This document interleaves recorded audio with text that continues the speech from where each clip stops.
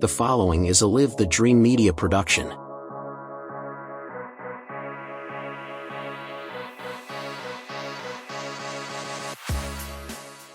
Hi, I'm Alan Murdoch. For the past 20 years, I've been buying, fixing, and selling properties right here in Southern Arizona. And I want to buy your property. Whether it's a house, apartment, commercial building, or vacant land, regardless of the condition or the situation, I want to talk to you. When you sell to me, I pay cash and it's hassle-free. No repairs, no closing costs, and no commissions. If you have a property you don't want to deal with and you want a quick solution, call, text, or visit selltalon.com. Again, that's selltalon.com. Well, Senor, thank you for being here today. Yeah. This is pretty cool. It's always nice to have fresh faces on the podcast and people we've worked with and did things, and somebody who's involved in the community and very true, helping people better themselves one day at a time. Very true. It is good to have those people. It's an admirable thing that you do. I got to go to your gym and see you at work, you know, see you training somebody. It's just, it was really cool to see. I mean, you were helping like a guy that's a little older, you know, but from my understanding, his age, like he's killing it. He's 81. 81. Yeah. That guy was out working most of the people in there that day. Yeah. We like to break those social, stereotypes, at the gym. Cause I used to be very guilty of that, especially, when I was young. I would think, okay, you get to work out for a short amount of time until you just get like a certain age and then you just fall apart. But that's completely not true. I've seen people, start. I trained her this morning. She just started her workout journey, and she started in her 80s. So, and she's made tons of progress just from seeing me. We started out doing twice a week for 30 minutes, but now she's just doing like once a week, for some maintenance, making sure that what she's doing is, keeping her in between the lines. You know what I mean? Like not necessarily, I'm not, having her do this big drawn out hard workout, but more of just like guidance, if she's having pains, if something's aggravating her, from her workouts that she does through the week. It's like a check-in kind of thing, but that maintenance is huge. I mean, it's just like a car. You know, you got to change your oil. You got to put gas in it. You cannot, but we all know how well the car works if you don't do that, So you ain't leaving the driveway. That's right. Yeah, exactly. Without the gas. Yeah, definitely. But, man, that whole experience is what really drives me to do training. I love working with young people, older people, middle age. It doesn't matter. Just seeing somebody do stuff that they thought, well, I'll never be able to do that. I'm older, or I'll never be able to do that. I'm too weak, or I'm too overweight, or whatever that is. Imagine living or growing up with that in your mindset. I went to Marana High School and I talked about that. Like, think about being 15 years old, and being like, I want to go do this activity, like hike or go do this, but I can't because that's too hard for me or whatever.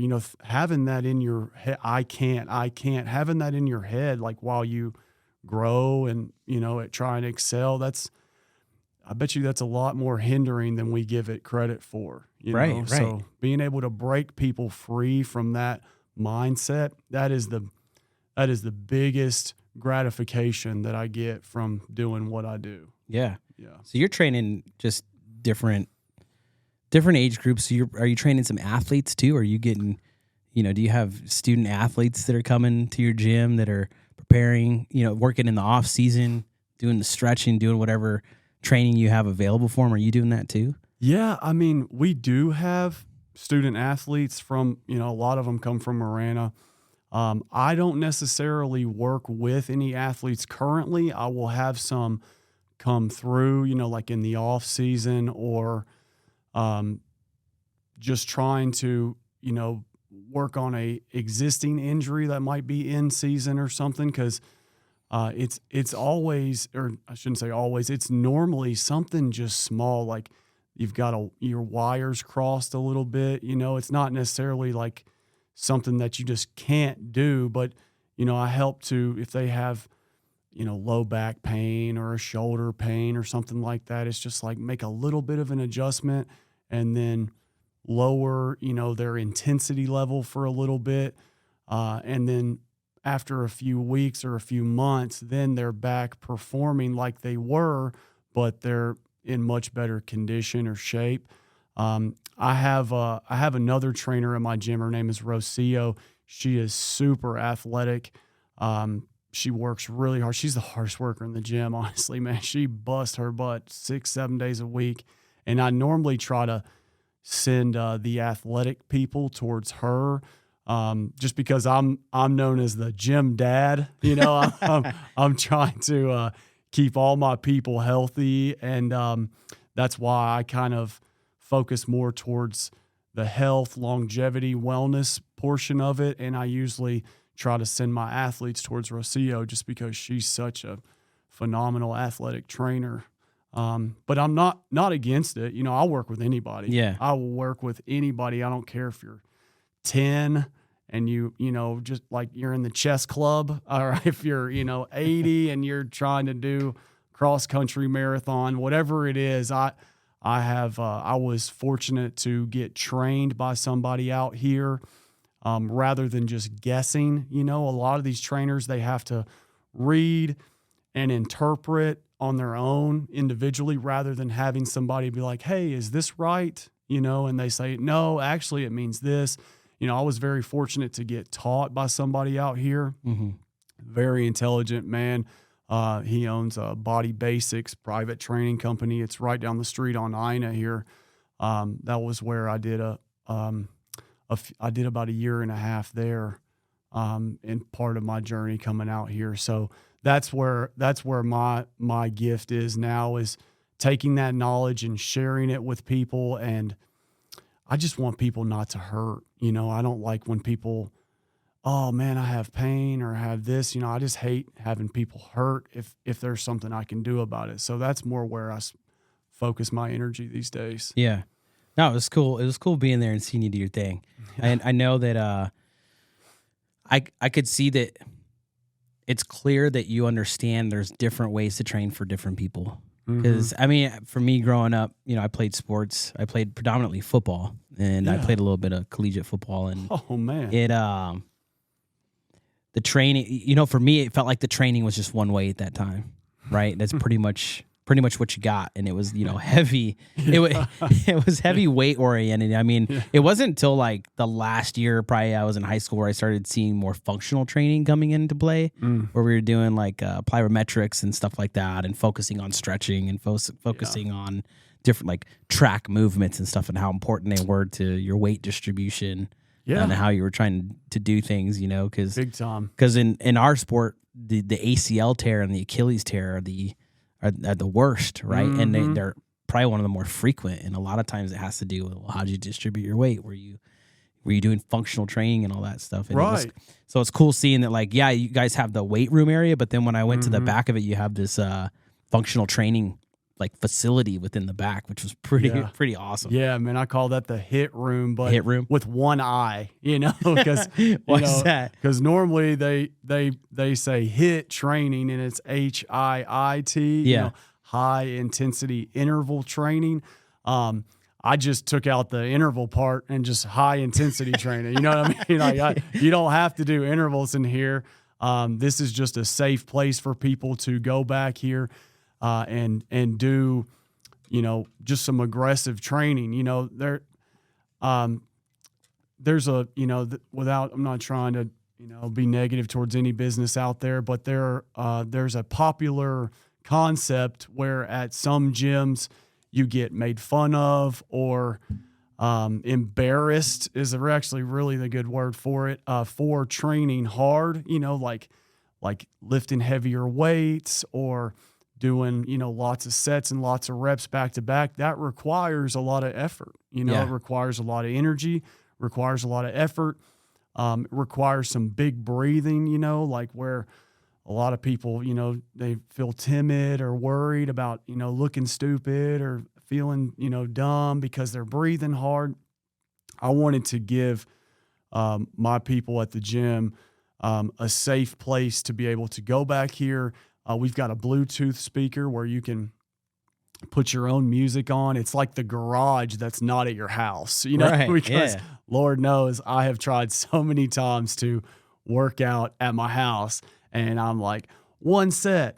Oh, the couch is right there. Yeah. Oh yeah. That's yeah. I can't do that. I tried doing that yeah. during COVID when everything closed down, right? You Yeah. couldn't go to the gym because apparently it was a very dangerous place. Yeah. I don't want to get in that, but no. no, I was I was running up and down my stairs. Oh yeah. And like trying, and I'm like, yeah, Netflix sounds good. I'm gonna watch Tiger King. Right. Yeah. Right. So, but Tiger yeah, King. no, I get it. No, It's dude. just- Yeah, that's it, man. So I wanted to give, the people a safe place to be able to go back there, put some music on, do a hard workout, especially if you're, somebody who's been working out for a long time where you've progressed to being able to do like more difficult, more, just aggressive workouts.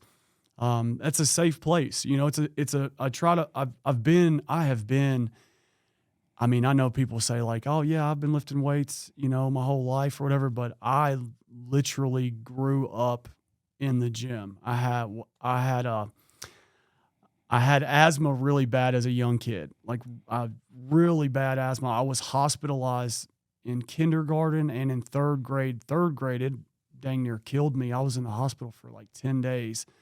And so they gave me a bunch of steroids, to try and help just improve my health. That caused me to put on massive amounts of weight. I mean, when I mean massive, I'm telling you, I played Pee Wee football 9 and 10 years old. I was like 200 pounds. Yeah, I was so big. My biggest was I was in middle school and I was like 6'1", 260 in 8th grade. Wow. I was just water. Where'd they have you playing? Oh man, I went to a small private school, and so I played lineman for sure. Yeah. There was no question about it. I was a guard and defensive end, and that was just it doesn't matter like what the best position is for you. In a small school like that, you play what you have to play. Like what's best for the team. And so when I got to 6th grade, after I was about to go into middle school football, I met this guy named Frank Phillips. He was like my mentor, man. I love that guy. He's a power lifter, and he, I met him because the guy at the gym, my mom just signed me up at the gym, and I just started going and just trying to figure it out by myself. And so the guy who was working at the gym was like, "Hey man, you're a big kid. I see you're in here, trying your best. Let me introduce you to Frank." He introduced me to Frank. And I started going to the gym 6 days a week at 13, 14 years old. Wow. I would get done when I could drive, I would get done with school, get out a little early, around 2:30, and go to Frank's house, wake him up. We eat a big bowl of oatmeal and peanut butter and then go do some powerlifting, And so I did my first competition at 14, set a few state records, did another competition at 17. It was 2 months after my 17th birthday. I set a world record that I believe might still be there. I haven't checked in a while, but I did a 570 deadlift at 17. Wow. Yeah, super. I actually beat there was a drug tested and a non-drug tested division for teenagers. That still just blows my mind. No. You know what I mean? But, What? yeah, that blew my mind. I was like, my gosh. it was just a strange concept, but I actually beat the dude who wasn't drug tested, Yeah. And so that was a big accomplishment, but I mean, 6 days a week, even after football games, we'd be playing football games all night. Saturday morning, I got to get up and go meet some guys at the gym and pull a truck through the parking lot or something. Yeah. So weightlifting has just always been a part of my life and helped me to lose all that baby fat I was telling you about, that water weight I put on. And, I got made fun of a little bit in, 5th, 6th, 7th grade. And so I was just like, man, I'm never going to go through that again. I'm going to get big and strong so nobody can ever hurt me or make fun of me again. And so, as I, aged and got a little older, I learned that confidence that you get from that, you can share that with people. Not from my perspective, that was just my life, but you can give that confidence to people, on living their day-to-day life, like going out, running errands or getting up and down, that confidence of knowing, okay, I can do this. Here we go. It's going to make you perform better. It's going to keep you safer. Yeah. It's going to keep you healthy, and motivated and driven. Those are two big things that we need to keep going and live a long, healthy life. You got to have something to look forward to, a reason to get up, a purpose. Preach. Yeah, that is something I've noticed is lacking in a lot of just people. I've talked to a bunch of youth, I've talked to people, middle age, like when they feel like they don't have that sense of purpose, man, it really hinders people's life. So I got to give a shout out real quick. And I'm going to bring him in here to say something. He probably knows what I'm going to say, but Clint, the president of our company, has ran 2 podcasts today that were almost an hour long each. But Clint, what is your saying about going to your doctor? If you want to lose weight, go to your skinny doctor. There it is. I had to bring you in. I knew how it went, but I was like, he's got to come in here and say that, right? Like, and man. So to talk about what you're saying, like, there is an obvious trend that pharmaceutical companies are working diligently to make sure that people think that the only way to get through hardships, physical hardships, and maybe some mental hardships are drugs, taking pills, man. And it's the craziest thing because, like, I can even testify to you. Like, I've been working out. I took a break for a couple of years. I remember, like, I just was like, life happens. Yeah, I got out of doing football, and I still was hitting it hard for a little while because I was thinking about going back and playing for some junior, like a JUCO or something here. Just like, hey, yeah, just go and walk on and see what you can get, everything. Oh yeah. But it got to a point where I was like, you know what, I'm taking a break. Like I was beat up, dude. Like after, I bet. Yeah, man. and it was just like, I'm gonna take a break. But I found myself, I had to get back in it because I tell my wife even today that's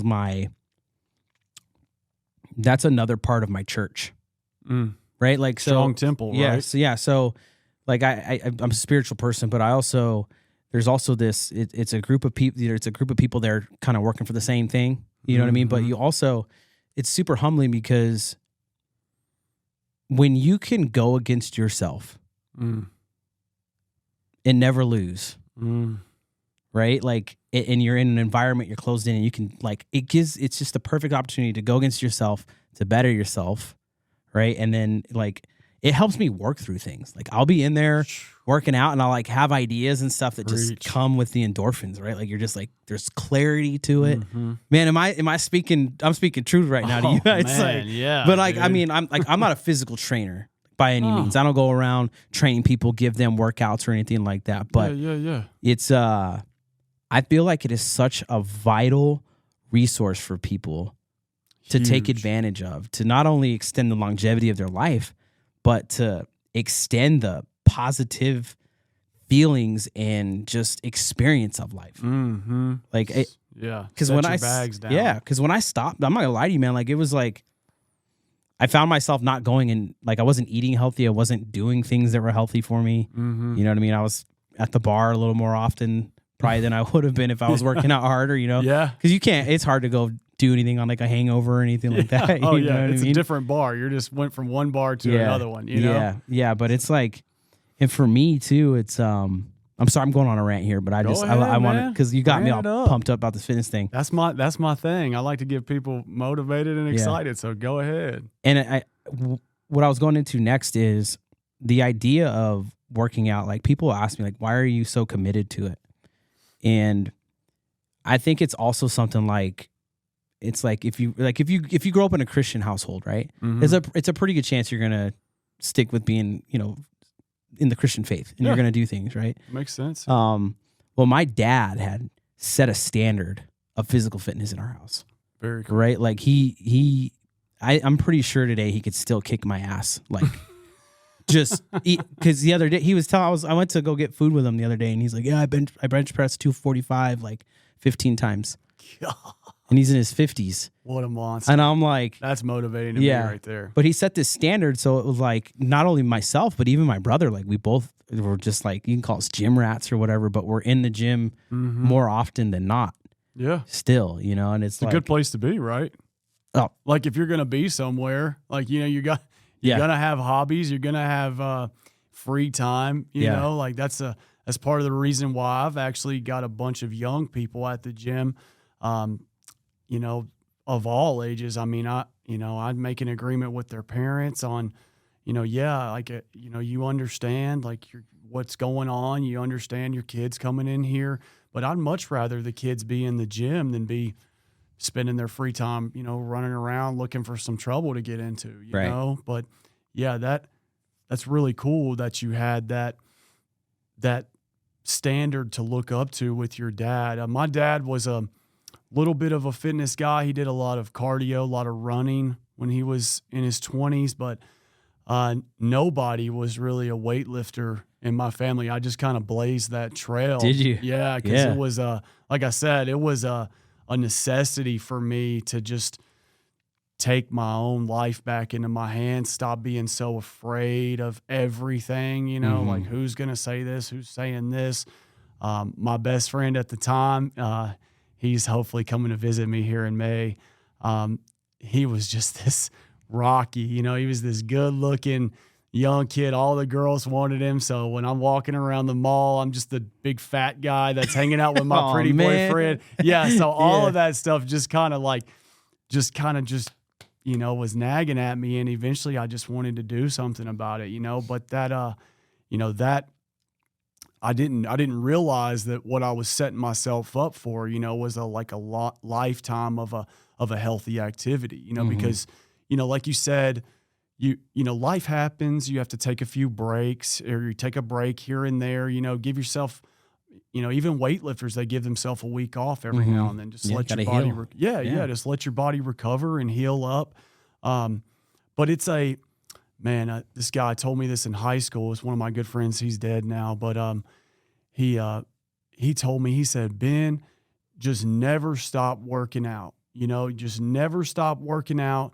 You will always be able to determine how your life is going if you're working out. Because, if you've got a steady workout plan where you're going 4 days a week, well, if you haven't been to the gym in a few months, well, then that's an indicator of like, man, what's going on? Am I working? Am I just working too much? Because I know we all got to work hard, especially in today's economy, but we all got to work hard, but there is a too much of anything, right? So having some kind of measuring tool, some way of just letting us know like, hey, you need to start getting back towards the healthy side of things, like whatever that may be. Yeah. I think that's really awesome that you had that person in your life, and it happened to be your dad, that could lead by example, because that's really important to people. And there's so many cool tools that are available today too that I wish existed when I was first getting into it, I use this thing called the Zero app. Have you ever heard of it? Zero. No, I haven't. So it helps with intermittent fasting. I'm a big intermittent fasting guy. So I'm heavy back in it. I took 126 days off. So we just had our son a couple months ago. Who's counting? Yeah, but it is. And that's what I'm trying to get at is I went back on it. But even when I wasn't fasting, it would still check in on me. Oh, wow. It was like, hey, David, how you doing? Hey, it just sends a little push notification. You know what I mean? And it'll so when you're getting further in your fast, it'll, and this app's free. Oh, very That's cool. what I'm trying to let people know. Yeah. It'll shoot you a notification hey, you're a couple hours away from your fast. How are you feeling? Wow. It'll ask you that, right? That is cool. And then also, I have it connected to my Apple Watch and my Apple Fitness.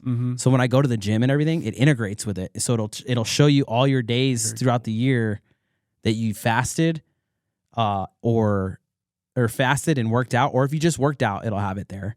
And it also has like mindfulness stuff. So like if you do meditation and stuff like that, it'll track. You can track that too in there. That's really and you can cool. just go back and look and be like you said, man, I'm off the. I'm kind of. Yep, you got it. Yeah, I'm veering off the path a little bit here. Yeah, that's cool. My dad bod came back in full effect, dude. Like it's like it came back, man. Because I told the wife, I was like, I just been trying to survive. You know, you don't get sleep, so you're just kind of eating and like especially with the young kids, right? I was hearing you talk about you got a few young ones, right? Two of them. Yeah, I got a 2-year-old and a 7-month-old. So. Man, boy, hats off to you, man. I've got a dog, and I got her at 6 weeks old, and so that was the closest experience I had to having a kid, and having to get up, and take her outside in the middle of the night multiple times. Like, multiply that times a million. Yeah, that's where I'm like, hey, I'm not even gonna pretend. I'm sure I'm not even gonna pretend like I'm not even gonna compare that, because I have no insider on that. But yeah, that's those tools and things like that they're good for some people. For me, I'm a caveman. Using a notebook when you write on the wall? Man, yeah. I actually I have about 5 whiteboards that are just this whiteboard's for this idea, or this whiteboard's just for what I'm gonna do. And I just whiteboard it all out because it feels really good to mark something off your list or to wipe it off your list because you got it done, like making a checklist and going, okay, I'm going to do these things. Well, it might take you a week, it might take you a month, but eventually you get all those things wiped off. And it's like, man, I can't believe, I wrote all these down. Well, here I am feeling accomplished. And that same feeling is what's so great about working out, exercise is a lot of trainers, they think that because they just destroyed your body or they just gave you the hardest workout ever, that makes them a great trainer. Well, I've always said if that's the case, let's go down to the U of A stadium. We're going to walk up and down, or we're going to run up and down the bleachers, but we're going to do it on our hands. And I'm going to throw some broken glass in there too. Yeah. You can just make things up that are just really painful and difficult. Yeah. Being able to find something that somebody can accomplish and do, that is where you talked about those endorphins and those good feelings.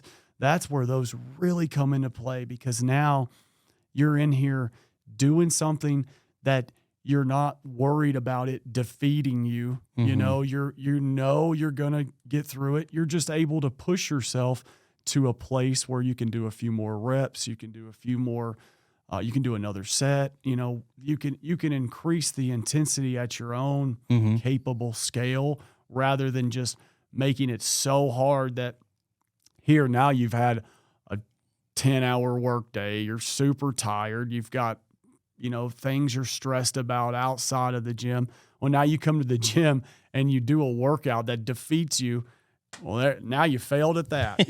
Like there's no like, optimism or positivity that comes from that. It's just all, you're not good enough. You're not good enough. And that, believe it or not, that's very hindering on the human mind to have that just everything in your life is you're failing at. That's just not a good thing, man. So being able to come in somewhere that is, everybody at our gym is super kind. Super nice. I knew you were going to say that at some point on this podcast, because you were like, we did a commercial together. Yep. Right? Very and that, true. we had a good time. That was fun. That, man. That was you fun. Did so well at that. I was blown away at how good of a job you did, and you put all of it together. You did excellent. So thanks, man. Shout out to LTD for sure. If you guys are looking for any kind of commercial or any kind of marketing networking thing, he did me a great service, and that was even before I even knew about coming on this thing. So appreciate that. Yeah, no problem. Man, thank you. Thank you so much. That's really cool. Of course, But man. when we were shooting it, part of it, like we were putting together, developing the script for it. And you were like, I just want people to know, like, if they want to come here, they got to be kind. They're like, I don't really care about anything else. Like, you just got to be. It's that simple. Yeah. So I'm really like, that simple. I'm like, that's what. Okay, let's do that. So we did it, and then it went out, and we put the commercial out there and all that, and it's like, it was pretty unexpected for me, because usually it's like you get used to hearing the same thing, like, are you coming to get, we want you here so you can get stronger, better, faster, and then you're like, and you're just like, just want to be kind when you come here. Come get better, but be kind. Like that's our thing. We have I try my best to greet everybody when they come in, even if it's from across the gym, because I'm a loud Southern man. I just do not mind, yelling at somebody, good or bad. And so, make it like a very optimistic, welcoming environment.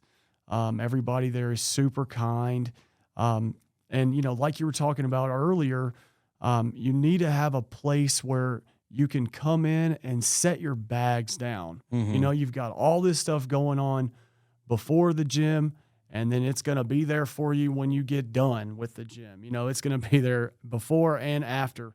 When you come into the gym, being able to just set your bags down, take a load off, take a deep breath, and just focus on your workout, that gives your brain a break from all the stress and worry that's going on every other part of your day. Not your your little hour window that you're at the gym. Mm-hmm. That's a huge mental benefit that is underappreciated, I guess, in the gym culture. It's not just like a physical thing, but it's a mental thing too. We also don't have any TVs at the gym. I noticed that. Yeah. I that's the first thing I got rid of. Was I don't want, if you're going to be there, I want you to work out. But if you're not feeling super motivated that day, or you're just tired, or whatever the case may be, I don't want people coming there to just stare at the TV. I like seeing people be social, mm-hmm. And interacting with each other. And that's something I'm noticing a bunch now is, everybody that's in there, they usually see someone they know, because we're not a very busy gym. It's lots of space. So you usually recognize the people that you go in and see, because it's, not a lot of different faces. But everybody's saying hey to each other. People are spotting each other. There's just healthy and just good old fashioned communication. That to me is a big piece of the gym as well, is being able to fellowship and socialize.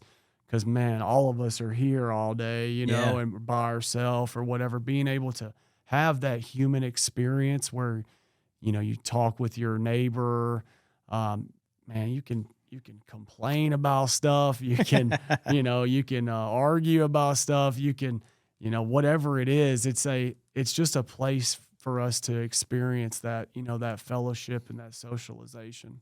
For sure. So where are you from, man? You said from the South. Where you at? Man. I'm a Southern boy. I'm a Nashville born and raised kind of guy. I've still got my 615 telephone number. All my family is from Nashville too. I swore, man, I'm telling you, I swore up and down my whole life, like, they're going to bury me here, man. This is my home, born and raised. This is where I'm at. And yeah, I mean, that God had a different plan for me, obviously, So, yeah.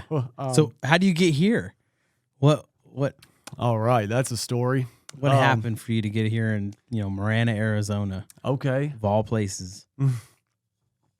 Surprisingly enough, a lot of people do ask me that. They're like, why'd you come out to Tucson or Marana of all places? I'm like, well, it's beautiful out here. First off, the dry weather is, that's what I was born for. That dry weather is just really good for my asthma, my breathing. I just feel like a lot better out here, but I didn't know that until I got here. So when I was, I just turned 21. It was in May. There was a huge flood in Nashville, the May flood of 2010.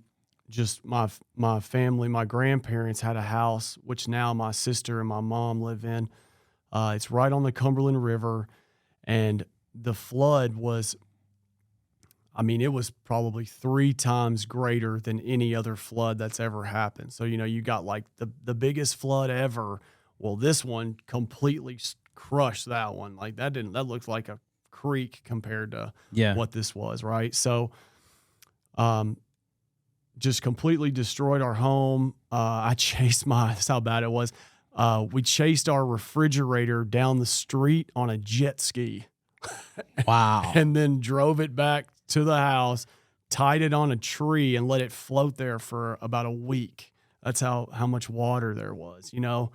So, was that a rain event, or did the river overflow from up higher? No, it was a rain event. I mean, imagine the worst monsoon here. You know how when it rains so hard that you can't hear or you can't talk, it's just like it's so loud. Imagine that for about 30 to 40 hours straight. Wow. Just didn't stop, just dead pour. It was so much water. So that happened. I had a few other bad things that happened, you know, just with my personal life. And then when that flood hit, I just completely just gave up. I just really just lost all hope. I was working security in downtown Nashville because I was a bigger guy, so it was easy for me to get a security job. And I just started being friends with the wrong people, you know. I was in that downtown scene, so partying was just easy. It was what I did for a living, you know. So that was really easy. I, you know, got into drugs and just that whole lifestyle. And I'll just be honest. I got to a spot where I took some money from my mom's purse on Christmas Eve because I was so afraid of being, you know, dope sick in front of my other family at Christmas that I took some money out of her purse. And the next morning, you know, I woke up and went outside and she was just bawling, crying. And I knew exactly what she was crying about. And so right then I called the rehab facility on Christmas Day. They set me up with something, got me out the next day, did treatment for about 3 or 4 months. And then I came back home for a little bit and just started realizing, you know, hey, I'm doing same people, same stuff, like the same stupid decisions. And so honestly, I asked this guy that I knew, you know, hey man, I need to make $1,000 because I'm about to just get my car and just leave. And so he's like, okay. So I helped him move for about 9 days, moved a bunch of different things, all, you know, his house, his shed, just all kinds of things. I helped him move. And he paid me that $1,000. I told my mom I loved her, and I took my backpack and a pillow and got in my grandmother's Lincoln Town car and just started driving.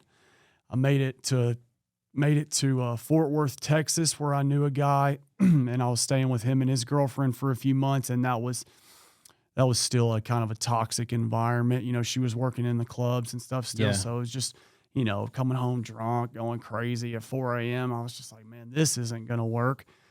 So I had known one guy from out here that I met at my treatment facility. And he talked to his parents, and they were like, yeah, we'll let him stay with us for a little bit to try and get his feet settled. So I took a bunch of odd construction jobs, saved up, you know, $1,000 over 2 weeks, and did it again. Grabbed my backpack, my pillow, and got in the Lincoln and drove out here. And man, I originally came out here too was because this guy was a vocalist and I'm a guitar player. And so it was like, we're going to start a band out here. So I was like, this is awesome. So I drove out here and in hopes of fitness and the heavy metal and a new life. You know, those were my 3 big things that why I came out here. And so, you know, when I got out here, I found that place, Body Basics, I told you about earlier. And, I, you know, went to the owner, met him and was like, hey man, like, I know you've got people that are, interning here from Pima, but man, I just want an opportunity to outwork these people. Like, just give me an opportunity to show you that I'm hardworking and determined, you know. He's like, okay. So I showed up at this place 5 days a week with no payment, for about 4 to 6 hours a day. Yeah. 5 days a week. And after doing that for about 3 months, I lasted longer than all the other interns, and he didn't really have any choice but to pick me. I was the last man standing, Last man standing, yeah. And so once I kind of secured that job there, I had also, went to Snap Fitness originally. That was my first job in Tucson. Marana was at this gym I now own. I went over to those people and was like, look, I love this place. Can you please give me a job here? And between there and Body Basics, I had enough money and coming in to where I could get my own place. Got my own place, and I've just been working 7 days a week since, trying to keep everything afloat because I just love it out here so much. So yeah, it was not an easy story. I don't have any family here. I'm completely just by myself. I've got some people now, luckily, in my life that are like family. Mm-hmm. But yeah, it was not an easy ride. It was not a handout. There was none of that. It was all, hard work and earned. And I say that not to brag, but rather to encourage people out there that if I can do it, you can do it. I know you hear that a lot, but it is possible, just being diligent and consistent. Those two things, can really get you far, especially if, you're not afraid to eat a little crud for a little while, because I think we all got to do that to kind of get started, Yeah, we do. But yeah, that's what got me out here, man. Heavy metal, fitness, and a hope of a new opportunity, like a new fresh start. So wow, you did something too that. So I used to be in law enforcement before this, and much respect, bro. Thanks. We dealt with people with drug issues pretty often, right? And it was like on a repeated cycle.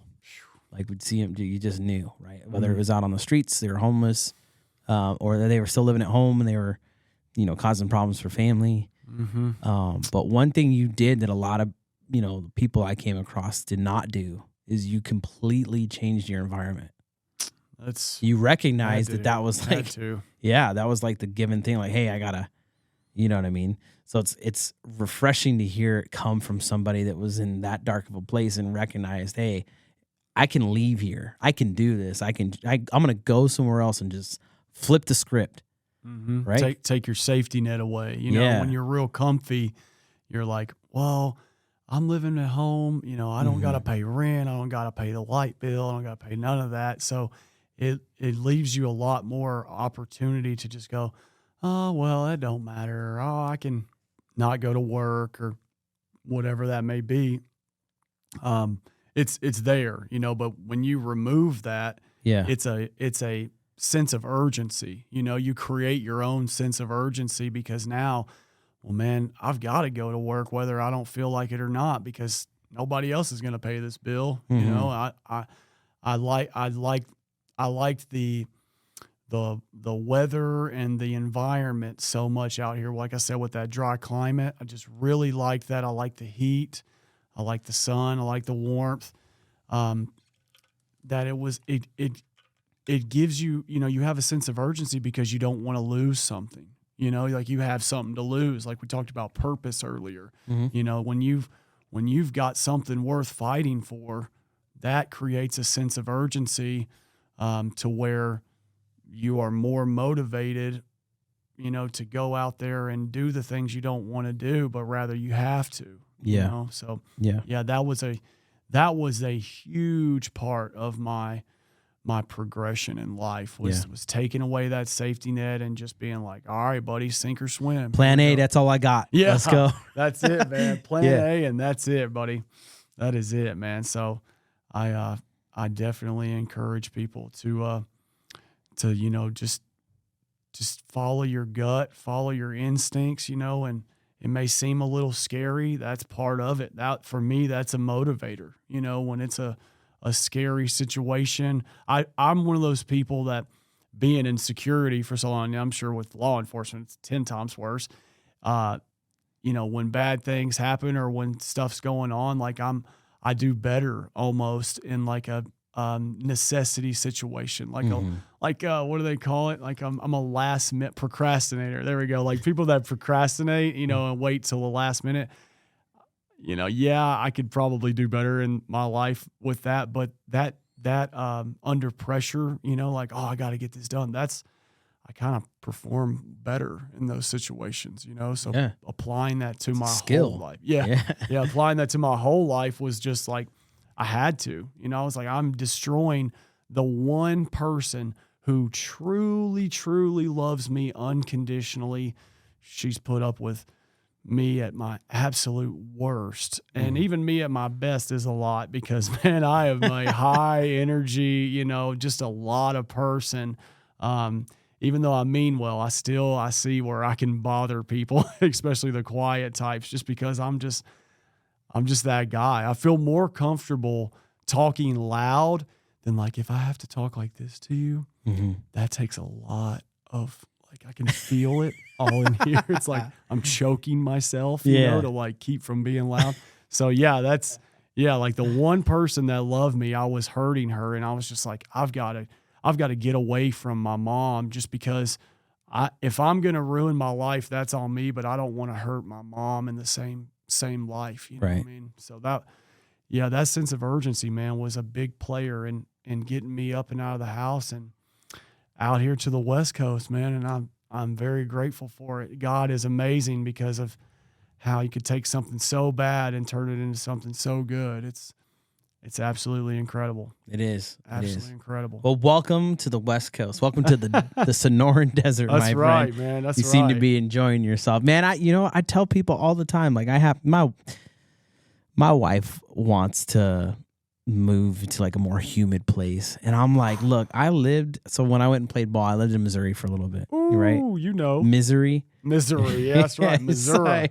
I'm like, you really don't understand how good we have it here. The climate, the shade works here. Yeah. There is no shade of where I'm from. It's like 1 degree cooler in the shade. It's just thick. Yeah. Just you're just in it, and it's change like, of clothes every day. Yeah, and then the winter comes, and you're like freezing, extra cold. Yeah, and I'm like, this is great. This is okay. We got a 30-40 degree fluctuation between our hottest time, and I'm like, oh, come on, we're you can build shade, to hide from the sun, but it's hard. I would much rather worry about how I'm gonna avoid the heat in the summer than shovel snow in the winter.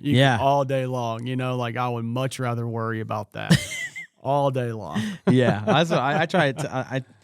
She's in charge. Who knows what's going to happen? But that's right. That's the boss. Yeah, boss. I try to tell her like, hey, this is a good experience. Yeah. Like this is okay. Yeah. I mean, it gets a little hot for a couple months, but once that's gone, like right now, what is it, like 72 degrees outside? Man, go do anything. Oh man, it's perfect outside. It's so perfect. Like you don't know if you need to be in short sleeves or a sweatsuit. Yeah. It's like it's the same temperature no matter what. It's incredible. Yeah. You can wear flip-flops in the winter here. Yeah. I actually did that. My first Christmas here. I went outside on Christmas in my flip-flops. I was like, I can get used to this place. I can definitely get used. Like the no grass, that was such a shock for me. Like I bet. Same. Even though I was gone a little bit, I came back. I'm like, man, it's real brown out here. Yeah, like everywhere that you normally are used to seeing green, it's brown. So I was just like, we do fake grass out here, man. Yeah, I noticed that. That's not a bad look either. No water, stays good all year. Yeah, I know, right? That blows my mind how they're like, oh man, we don't have any water out here, but yet there's like 200 something car washes here in Tucson. Yeah. Let's you know what I mean? My apartment's got the sprinkler systems running all over the place. It's raining, the sprinklers are going. I'm like, I'm just really confused at this whole water strategy here, but yeah, that's another topic, I'm sure. But but yeah, man, that always blew my mind. But man, I'm telling you, it has been such an experience out here. I'm very grateful to be out here. Yeah, it's nice to have you around. It's nice to get to know you, man, and work with you. And then when we went to lunch the other day, that was really cool. Yeah, that was cool. Did you like that spot? Oh man, I just went last night. I'm Lindnom. Yeah, I'm Ina Road, man. Yeah. All you Marana people or Tucson people. Oh yeah, for sure. You get that craving for like, oh man, I want some Chinese food or What'd something. you get this time? I got sesame seed last time, but I went with the General Tso's. Yeah, this get time. that little So, kick. Yeah, it's a little kick for sure, especially for my El Blanco skin. You know what I mean? I'm the great white gringo over here. I don't do hot food. That's about as spicy as I could get, honestly. Oh man! Whenever people out here are like, "Hey, try this," I get scared. I'm like, what's in there? What pepper is that? Jalapeno? Smell it. Oh, I just lost a couple nose hairs. Yeah. Yeah, probably not gonna eat that. You know? But yeah, it's supposed to be a thing, like where you eat hot food and you just start to like it more and more. But yeah, I have yet to discover that thing. Yeah. Hey, when you're there, you gotta eventually try the potatoes or the steak and potatoes. Yeah, you keep telling me about that. I totally forgot. That's like about the that. signature, like That's unknown thing to get. Like if you're looking, so if you're going to Lin Nam, if you haven't eaten Lin Nam, you should. It's on Ina Road, across from Lowe's. Mm-hmm. Go there. The General Tso's chicken's good, but there is this steak and potato thing on the menu with rice that is just like out of this world. Did Fred recognize you from last time? Oh yeah. Yeah. That dude is just he is another me. You know, just big, loud, warm, welcoming human. Even when you go in there last minute and they're about to close, he's still like, well, we can get you something to go. Like he's just very, very welcoming, very helpful. That's something that I try to implement too at my gym, is being that person for people, because Lord knows everywhere you go, it feels like customer service is just dead now, man, right? It's horrible. It's horrible. People, you go up to like ask somebody for help and they're like, what? Yeah. It's like, oh, I'm sorry for bothering you at your job. Yeah. It's unbelievable people's attitude. I got a story for you, dude. Oh, let's hear it. Drop Ready? it on me. Yeah. So we've been having issues with the internet here. Okay. And so somebody calls and was like, hey, we're having issues with the internet and stuff. And we have been, and we're hoping we can get it fixed because it hasn't been the speed you guys promised and everything. We'll just cancel it then. They said that to you? Not to me. One of the business partners here. They said that. Embarrassing. Yeah. Like that's what you get these days. And it's like, oh, well, okay. So we're like, sorry. Yeah. All right. Well, okay. We'll do that. Yeah. So right now, and we're please. Take them up on it. What's that? And we're going to take them up on Yeah. it. I was like, all right, we'll take you up on that. That's the best idea you've had since I've been involved with you guys. So, I won't say the company. Well, there's only like two. So yeah. Well, there's another one. There's a local company we found, man. Yeah. So we reached out to them and they're like, with us you have your own account manager, and whenever you have issues, you get right away you're talking to somebody. We'll send somebody out right away to come fix it. And I'm like, you can't beat that with a stick. Yeah, because we're all used to those like big two, right? That are like here. But we found this place because we were going to do some work with them before, but they actually do a lot of work at the church at OVCN that very cool. Myself and Clint and his wife and stuff go to. Very cool. But anyways, cool. But you're talking about customer service. You're wanting to emulate what Fred does. I mean, you can't leave Fred's restaurant angry. Like you just can't. Yeah, no, you can't. I mean, unless you just didn't get to eat as much as you wanted to, because that's the only way. If you fill up too fast or something. Or you can be angry at yourself for I should have not taken this many bites and ate more of this. You know? But no, dude. Or if he's trying to make you run for office. Yeah. Hey, I'm telling you, he'd be a great campaign manager. No kidding. I might run for office in my day if I stay single and don't have any kids. That might be in my future. But well, you just gotta stay here 2 years and you can. I've been here 7.5 years. Oh, you're in. Yeah. Sign up, man. There you go. I am a full-blown desert rat. I get. What's that, Clint? What was that, Clint? I said sign him up. Sign him up. Yeah. I'm a full-blown desert rat now. I get anytime it gets under 60, man, I'm in a sweats and in pants. You know what I mean? Like I am warm-blooded animal now. So that might creature. be that might be something I do in the future, just because I saw where you're talking to somebody else where people should be lining up out the door for that position, and that's definitely not a thing. No. You know, like that's because you watch one of our other podcasts. Look at you, course, dude. Man. Yeah. I try to support appreciate you, man. I do anything to try and support my people. Like just before I came here, I was going to go to Chick-fil-A, and then I was like, well, you know, the people who own Dickey's Barbecue are members at my gym. They've been friends with me since I first moved here. So I was like, I need to go there and just support my people. You know, that's always something I'm trying to do in any way I can. You know, the Boba QQ place that just opened up on Cortero, the owners, they go to my gym as well. Great people. You know, any way that we can work together to support each other, I think that is just necessary. I mean, I talked to you about that before we started this, you know, I mean, any way that we can help each other out, I mean, that's the best way you can spend your time. I mean, all these big businesses, they're big business for a reason. You know, we're all out here, you know, trying to make it on our own, and you need support from, you know, your fellow neighbor to get that. So yeah, absolutely. Big believer in that, man. That's another reason why I'm here too, is because I just really enjoy the networking aspect of meeting people like yourself. You met another friend of mine, you know, Ron, we just talked about, you know, that's super cool. Like, I love just how paths cross. Yeah. You know, that is just it's a really cool experience for me, actually. So it's really cool. Yeah. Well, hey, we're coming to the end of this, man. We gotta shut it down. Yeah, but for sure. I could talk all day. I know. Hey, we'll do another one, man. We'll revisit really in a couple kind. months. No, we will. Yeah, I appreciate that. If everybody doesn't mind listening to me, I definitely can come on here and talk for you. So yeah, no, we'll figure it. There's always stuff to talk about, man. Oh, I mean, we can go on and on. You definitely can. But what I want to do is I just want to make sure people know how to get a hold of you and how to get to your gym, where you're located, how they can sign up if they're interested. Do you have any like free visit where they can come in and kind of learn about it? Like, what do you got going on? How do they do that? Most definitely. So, if you are interested in, you know, supporting, you know, a locally owned, smaller gym with plenty of room, plenty of kind people, you can get a hold of us, 520-400-4646. You can shoot us an email at maranaaz@snapfitness.com. If you want to come in and try it out, you're more than welcome to do that. Everybody's first time is free.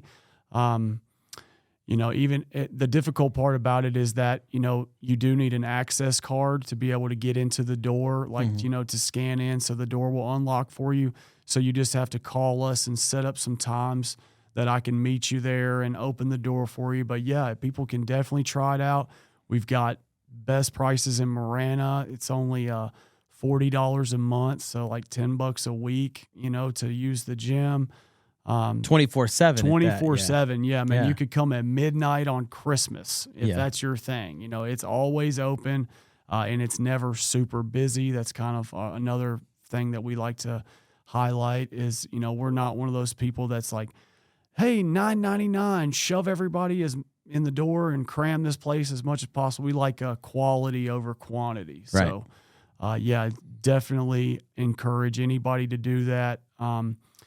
Especially the people out there. If anybody's listening that feels hesitant or, you know, like kind of they got that gym fear or that worry of, you know, I don't like gyms, I encourage you to come try us out, because that's something I'm trying to help get rid of, setting you up with some workouts, getting you a folder so that you just come in, grab your folder, do your workout without having to think or worry about stuff. That's definitely something I encourage for everybody out there listening. Appreciate it, man. Well, hey, it was great having you here, Ben. Man, you're a great Appreciate man. you, man. Yep, You this is too. awesome what you're doing here. So thanks for having me. Appreciate it. Hey, thank you so much for listening. We encourage you to listen to our other podcast programs that we have. We have Local Marana, which is a great one, local resource that we have. We have some new ones coming up, so make sure you visit our website and check out what's going on. Follow us on social media as well.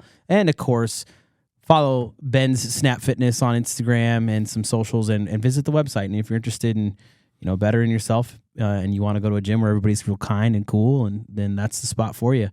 Again, appreciate you so much. Have a good one. Talk to you soon.